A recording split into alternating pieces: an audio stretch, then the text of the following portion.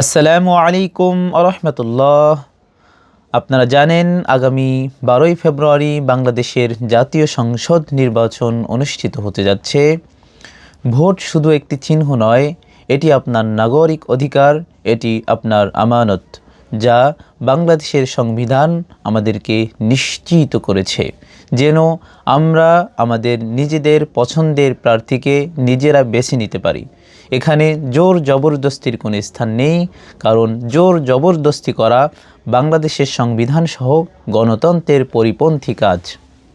আমরা এমন প্রার্থীকে চাই না যে নির্বাচনের আগে জনগণের সঙ্গে মিষ্টি কথা বলে আর নির্বাচনের পরে জনগণকে চেনে না। আমরা অনেককেই দেখি যে নির্বাচনের আগে তারা জনগণের বন্ধু হয় আর নির্বাচনের পরে তাদের নাগাল পাওয়া যায় না।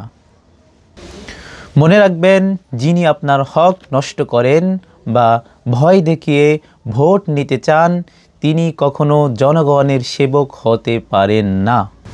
আমাদের এমন কাউকে দরকার যিনি নির্বাচনের আগেও যেমন, নির্বাচনের পরও ঠিক তাকে তেমনই পাওয়া যাবে।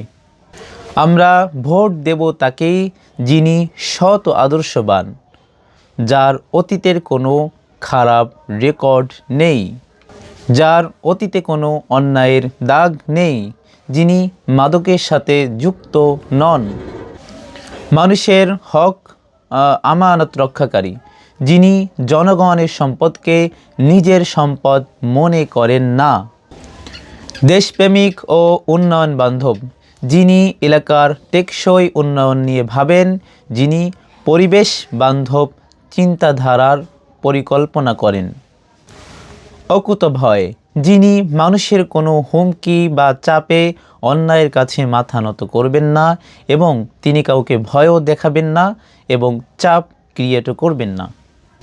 কাউকে ভয় পেয়ে নয়, কোনো লোভে পড়ে নয়, বরং নিজের বিবেকের কাছে প্রশ্ন করুন। 12 তারিখ সারাদিন আপনি তাকেই ভোট দিন যিনি প্রকৃতপক্ষে জনগণের সেবক হতে চান, জনগণের খেদমত করতে চান, যিনি প্রকৃত অর্থে জনগণের সেবা করতে চান। সুস্থ সমাজ ও সুন্দর দেশ করতে আপনার একটি ভোটই যথেষ্ট। ধন্যবাদ।